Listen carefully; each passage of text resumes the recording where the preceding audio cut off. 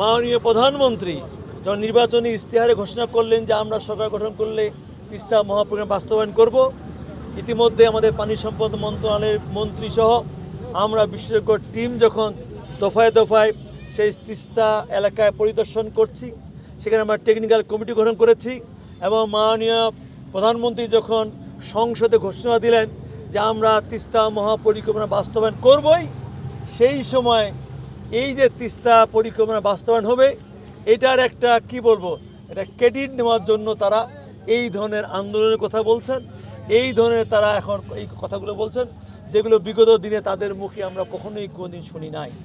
কাজেই এইগুলো হচ্ছে স্ট্যান্ডবাজি। আমি একটা কথা বলতে চাই, এই স্ট্যান্ডবাজি রাজনীতি দিন আর বাংলাদেশে চলবে না।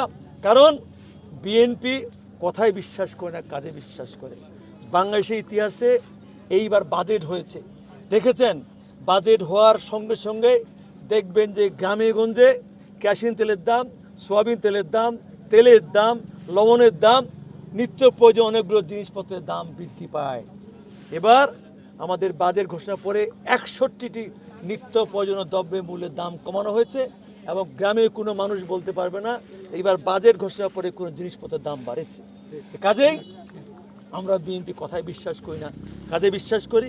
ইনশাল্লাহ আমাদের মাননীয় প্রধানমন্ত্রী ঘোষণা দিয়েছেন এবং ইনশাল্লাহ আমরা বিশেষ করে বাংলাদেশের বাইরেও আরও যারা নদী নিয়ে আমাদের ব্যারেজ নিয়ে কাজ করে থাকেন বিশ্বে, বিশেষ করে চায়না, নেদারল্যান্ড সহ এইসব দেশের সঙ্গে আমরা যোগাযোগ করছি এবং সকলের পরামর্শ নিয়ে ইনশাল্লাহ আমরা তিস্তা মহাপরিকল্পনা অচিরেই কাজ শুরু করব এবং আমরা এটা বাস্তবায়ন করবই।